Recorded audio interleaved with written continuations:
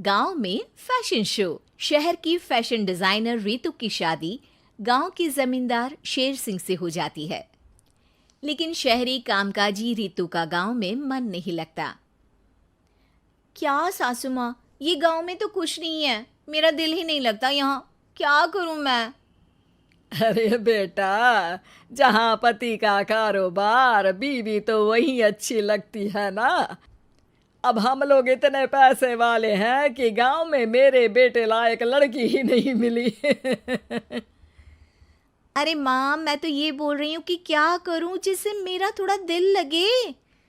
अरे बेटा, मैं भी शहर की थी। यहाँ आकर मैंने गांव में स्कूल खोल लिया।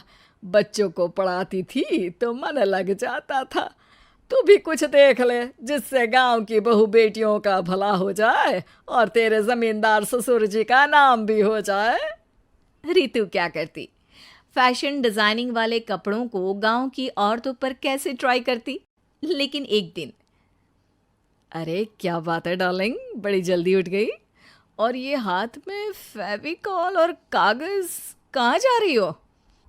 मैंने सोच लिया है कि मैं अपना फैशन बुटीक खोलूंगी।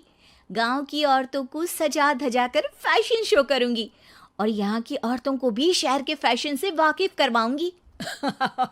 फैशन और यहाँ की औरतें, अरे इन लोगों को तो बस चूल्हा चौका आता है। खाली समय में एक दूसरे के सर से जुएं निकालती हैं या फिर अचार पापड़ बनाती है। इन लोगों के बस की नहीं है फैशन को समझना। लेकिन रितु मानती नहीं।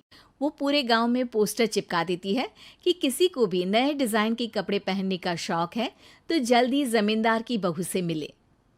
लेकिन रितु की दुकान में 2 दिनों तक तो कोई आता ही नहीं। पर एक दिन, अरे कमला, क्या हुआ, क्या देख रही हो? ये पुतला देख रहा है दीदी।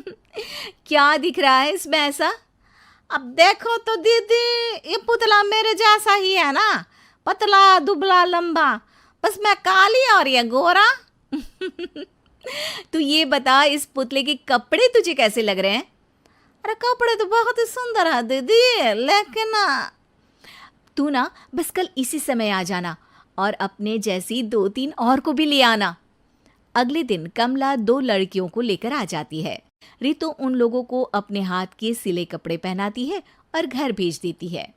उन लोगों को गांव की दूसरी औरतें भी देखती हैं। और फिर क्या, अगले दिन रितु जब दुकान खोलती है तो सामने बहुत सी औरतें उसके बनाए डिजाइनर कपड़े पहनने को तैयार खड़ी होती हैं। तुम लोगों को कपड़े के साथ ही हल्के मेकअप और स्किन केयर की भी क्लास देनी पड़ेगी। रितु गांव की औरतों को फैशन का ज्ञान देने में लग जाती है। एक दिन रितु का पति कहता है, अरे रितु, तुम्हारी फोटो पेपर में आई है। क्यों भाई, ऐसा क्या कर दिया मैंने? क्या लिखा है? अरे लिखा है गांव में होगा अब फैशन वीक। अरे हाँ, कल ना कोई फोन आया था मीडिया वालों का, तो मैंने भी बोल दिया कि फैशन शो तो अब गांव में होगा। लग रहा है उसी की खबर बना दी है। तभी रितु को एक फोन आता है। हेलो, कौन बोल रहा है? जी मैं काम्या बात कर रही हूँ, लुक में फैशन वीक से। हम लोगों ने आपका काम देखा। हम शहर वर्सेस गांव का फैशन थीम में एक फैशन शो आपके गांव में करना चाहते हैं। अरे वाह, ये तो बहुत ही अच्छी बात है। मैं अपनी मॉडल्स के साथ शो में हिस्सा ज़रूर लूँगी। बस अब क्या था, वो दिन भी आ जाता है जब रितु की गांव की गोरी शहर की छोरी के साथ स्टेज शो में हिस्सा लेती हैं।